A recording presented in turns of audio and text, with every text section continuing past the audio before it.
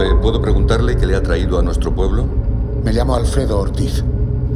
Soy comisario de la Diputación. Estoy investigando algo. ¿Cómo llego hasta la herrería? Cuando llegue al lavadero, coja el camino que hay a la izquierda. Después siga al río, junto al bosque. Pero tenga cuidado. Ese lugar lo habita el diablo.